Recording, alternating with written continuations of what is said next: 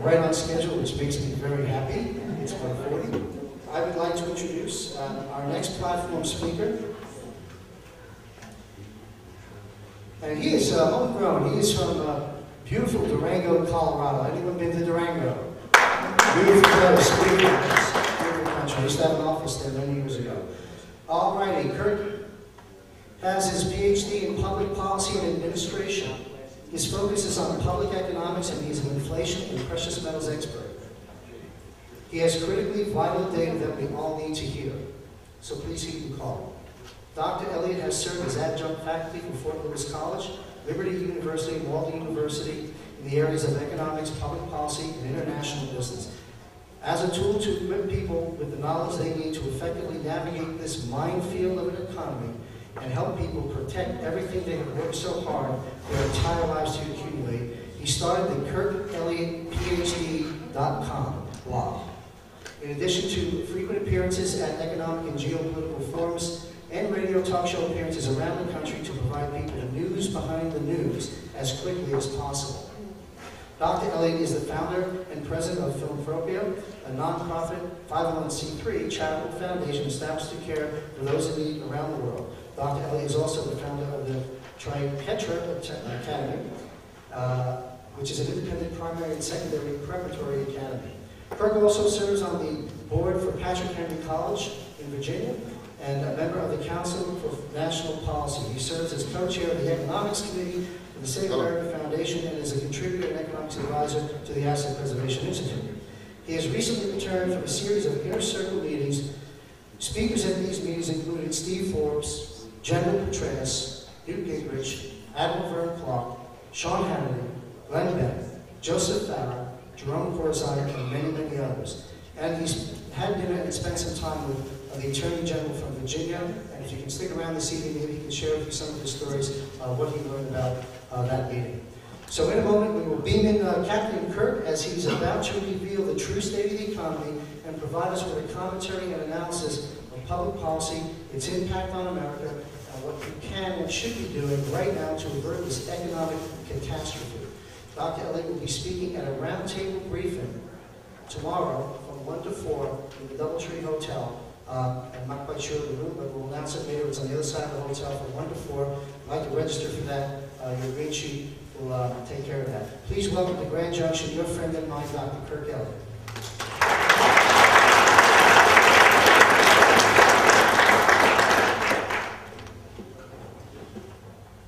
Yeah, who was that guy you introduced?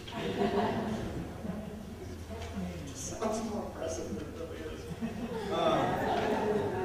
Anyways, so I kind of feel like I drew the short straw here. How many of you have ever listened to an economist speak? A few. How much time do I have? 40 minutes. All right. Okay. Right after lunch is always the worst possible time to speak because think of Thanksgiving dinner. What do you do after lunch?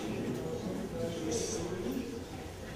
And now you're going to be listening to an economist ramble off all kinds of stuff, numbers and jumbo.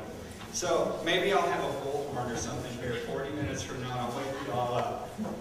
No, but this is going to be so good. I've got a bunch of really good information that I want to go over with all of you. And what I'm going to start talking about, though, is not necessarily economics.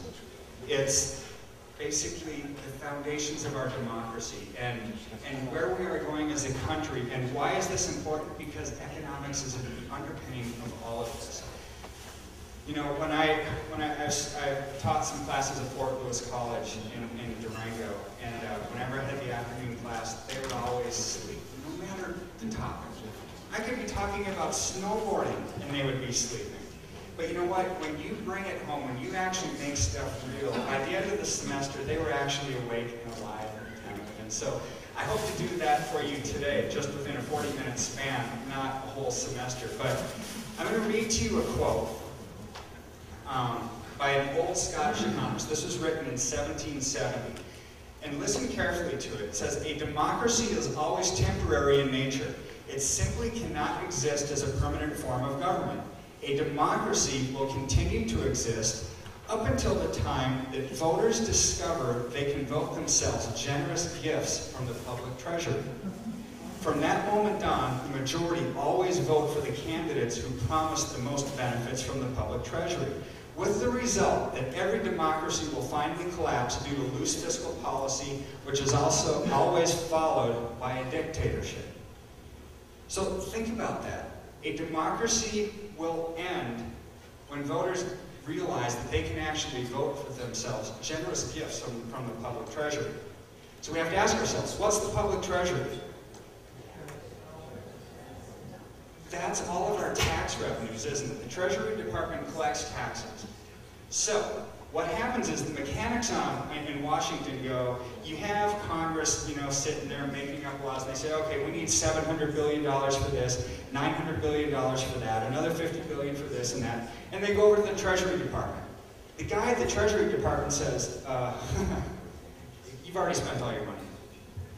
So then what? They say, okay, well, go down across the street, go down to the Federal Reserve, because they can print money out of thin air.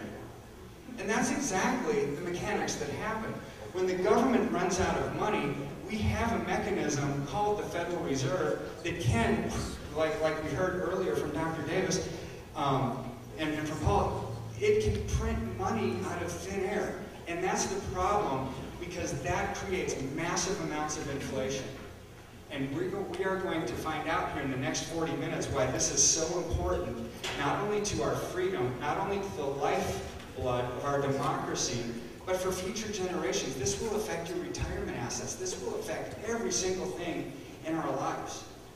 And so, this cycle of democracy is what I want to go over. And if you can imagine in your mind, just kind of go back to the mid-1700s, when our ancestors and so forth came over from Europe. They came over to start fresh. They came over to escape religious tyranny and bondage and so forth and start a new country. So look at this cycle of democracy and where it starts and where it ends, and try to figure out where we are in this cycle in our own country right now. Step number one is from bondage to spiritual faith. So remember here, we're kind of looking at it because our country is the own best example of this. But all of this philosophy was written before our country even came to be. So these are more universal truths in how people respond to things. So from bondage to spiritual faith, from spiritual faith to great courage. The British, we escaped Great Britain. We found it in, we wanted to escape that religious tyranny. And then we went to war for it, great courage. And from courage to liberty, we won the war. We became a free nation. And then from liberty to abundance. When you're free and you're able to make your own choices, and they were free from the taxation without representation and so forth. We became abundant. We became profitable. We became a prosperous nation. Then from abundance to selfishness. From selfishness to apathy, from apathy to dependence, and then from dependence back into bondage again. There's 8 steps here. And I'm trying to think here, it's like, okay, where are we right now? Okay, liberty to abundance, yeah, we've been very prosperous. Abundance to selfishness, yeah, you can say that again. Selfishness to apathy, yeah. Most of the country just doesn't care. It doesn't care what is going on in Washington. That's why Washington has gotten away with, for so many years, coming up with all these horrible bills, all this horrible legislation, because they can get away with it. For the most part, we're all asleep at the wheel. Now, I'm not necessarily talking about us in this room. Obviously, we want to make a difference. That's why we're here. However, across the nation, we're asleep at the wheel. Then apathy to dependence. Okay, we've gotten fat, lazy, complacent. Now, we want the government to take care of us again. Give us health care. Give us government health care so we don't have to pay for it. Yeah, right. You don't have to pay for it. It's free.